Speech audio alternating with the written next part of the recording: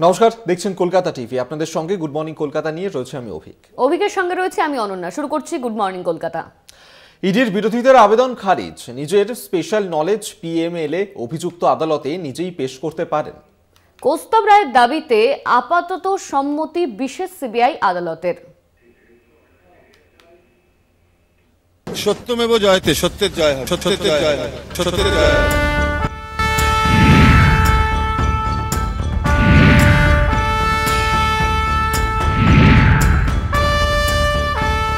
PMLA আইনের milestone রায়। বিজয় মদনলাল চৌধুরী বনাম ভারত সরকার, সেই রায়ের অংশবিশেষ এদিন আদালতে পেশ। যদিও এই বক্তব্য পেশ করার আগে তীব্র বিরোধিতা এনফোর্সমেন্ট ডিরেক্টরেটের। ভাস্কর প্রসাদ বন্দ্যোপাধ্যায়, ইডির আইনজীবী। অভিযুক্তের আইনজীবী এজলাসে হাজির থাকতে অভিযুক্ত নিজে বক্তব্য পেশ করতে পারেন না। কৌস্তুভ রায়, ধর্মাবতার।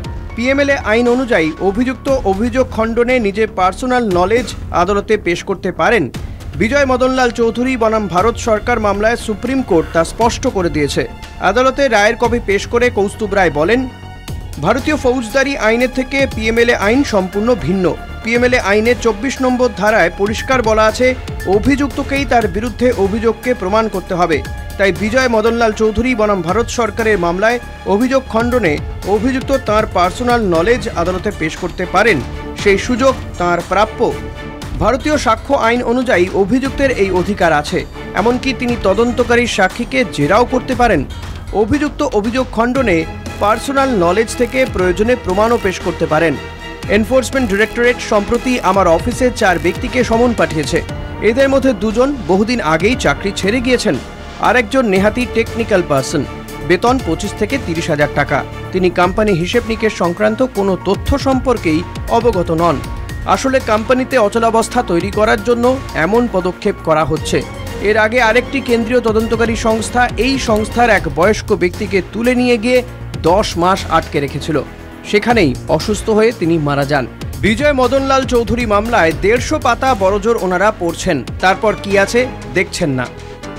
আমার 2টো সম্পত্তি বাজেয়াপ্ত করে রাখা হয়েছে। যেসব হিসেব চাওয়া হয়েছিল দেওয়া হয়েছে। তারপরেও ওরা 2023 সালে কোম্পানির ব্যালেন্স শিট চেয়ে পাঠিয়েছে।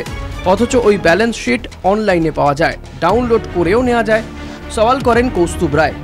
এছাড়াও গ্রেফতার সংক্রান্ত বিষয়ে ইডি নির্দিষ্ট নিয়ম মানছে না। পিএমএলএ আইনের 19-এর 1 ধারা সঠিকভাবে না মেনেই গ্রেফতার করা হচ্ছে। এইভাবে আমাদের প্রতিষ্ঠানের বহু ব্যক্তিকে গ্রেফতার করা হয়েছে। প্রশান্ত মুখোপাধ্যায়, বিচারক।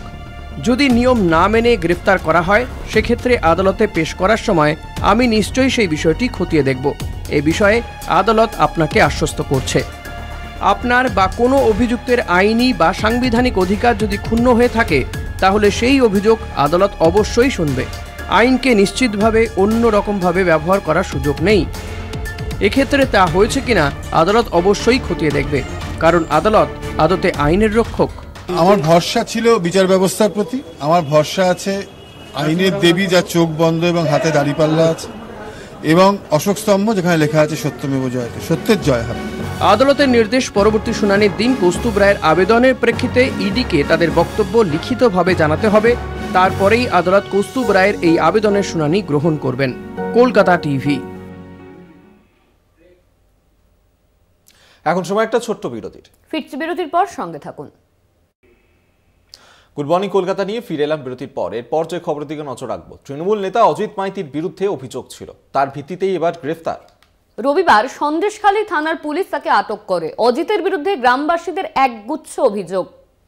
এলাকায় সিরাজের কাছে লোক হিসেবেই পরিচিত এই অজিত মাইতি। আদালত অজিতকে 5 দিনের পুলিশ হেফাজতের নির্দেশ দিয়েছে।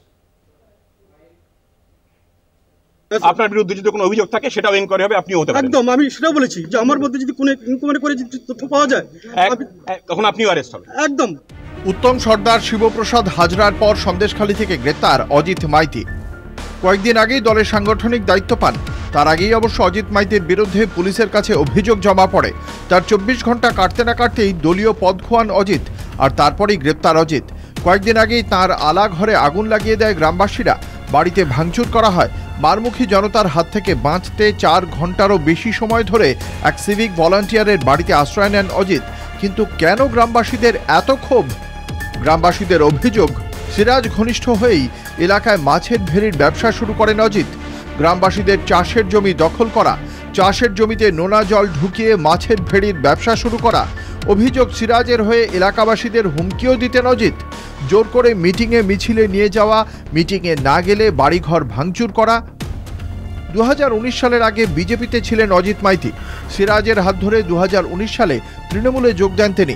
তারপর থেকেই সিরাজের কাছের লোক হিসেবে পরিচিতি বাড়তে থাকে অজিতের। আমি জানতে চাইবো আপনি বিজেপি করতেন কোন সালে? 2019 সাল পর্যন্ত।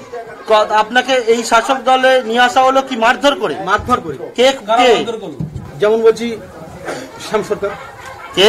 শ্যাম আর তাপসাড়ি, এই হলধরাড়ি, তারপর আমাদের কামাল উদ্দিন লস্কর বলে একজন ছিল, ও মাথাকে, হ্যাঁ মাথা কে ছিল? মাথা ছিল তাপসাড়ি, তখনকার এখানে মেম্বার। রবিবার রাতে গৌরহরি দাসের বাড়ি থেকে অজিত মাইতিকে আটক করে পুলিশ। সোমবার সকালে গ্রেপ্তার করা হয় তাকে। পেশ করা হয় বসিরহাট মহকুমা আদালতে। সন্দেশখালীতে গ্রামবাসীদের অভিযোগের ভিত্তিতে এ নিয়ে গ্রেপ্তার 3 তৃণমূল নেতা। প্রথমে দল থেকে বরখাস্ত, তারপর গ্রেপ্তার।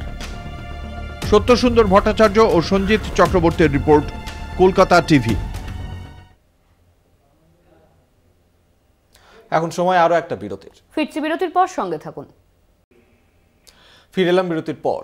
লোকসভা নির্বাচনের আগে জেলা ভিত্তিক স্ট্র্যাটেজি তৈরি করতে মুখ্যমন্ত্রী মমতা বন্দ্যোপাধ্যায়ের বৈঠক। সোমবার পশ্চিম বর্ধমান জেলা তৃণমূল নেতৃত্বের সঙ্গে বৈঠক করেন দলের সুপ্রিমো। এদিন অন্ডাল বিমানবন্দরে নামার পরে সোজা সার্কিট হাউসে চলে যান মুখ্যমন্ত্রী।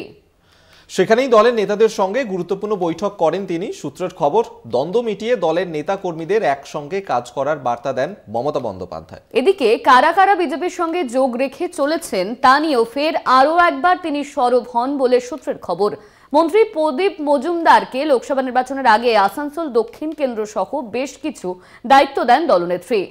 মন্ত্রী প্রদীপ মজুমদার ছাড়াও এদিনের বৈঠকে উপস্থিত ছিলেন মন্ত্রী মলয় ঘটক, পশ্চিম বর্ধমান জেলা সভাপতি নরেন্দ্রনাথ চক্রবর্তী সহ অন্যান্যরা।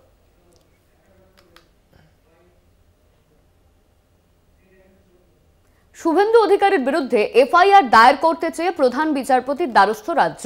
মামলা শোনার এখতিয়ার রয়েছে বিচারপতি জয় সেনগুপ্তর, কিন্তু তিনি এখন সার্কিট বেঞ্চে রয়েছেন। তাই শুনানির জন্য অন্য বেঞ্চ নির্ধারণ করুন প্রধান বিচারপতি। আবেদন রাজ্যের, মামলা দায়েরের অনুমতি আদালতের। মামলা শুনবেন বিচারপতি জয় সেনগুপ্তই। প্রয়োজনে অনলাইনেও শুনানি হতে পারে। মঙ্গলবার শুনানির সম্ভাবনা।